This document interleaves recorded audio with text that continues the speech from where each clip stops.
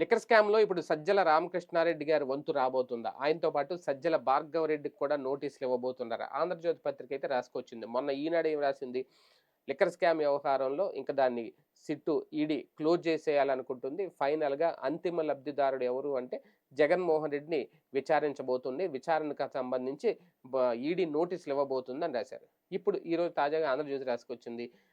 Liquor scam వ్యవహారానికి సంబంధించి సజ్జల రామకృష్ణారెడ్డితో పాటు సజ్జల భార్గవరెడ్డిని కూడా విచారణకు పిలిచే అవకాశం ఉంది అనేది. అంటే వీళ్ళు చెప్తున్నది ఒక పక్క ఈ కేసు తుది దశకు చేరుకుంటుంది అని చెప్తానే ఉన్నారు. కీలక వ్యక్తుల్ని అరెస్ట్ చేయబోతున్నారు. కీలక వ్యక్తుల్ని విచారణకు పిలవబోతున్నారు అనేది వీళ్ళే చెప్తున్నారు.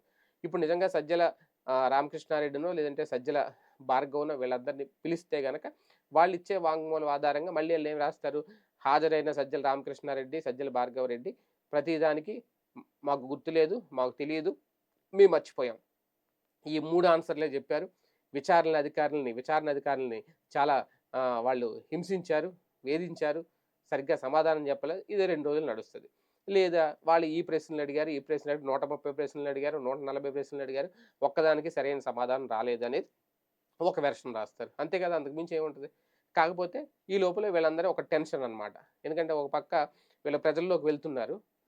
వైసీపీ కార్యక్రమాలు, నిరసన కార్యక్రమాలు స్టార్ట్ చేసింది. ఇప్పుడు వాటి నుంచి కంప్లీట్‌గా వీళ్ళ మూడ్ మొత్తం డైవర్ట్ అవ్వాలంటే రేపు జగన్‌కి ఈడీ నోటీసులు ఇస్తది. సజ్జల రామకృష్ణారెడ్డికి నోటీసులు ఇస్తారు.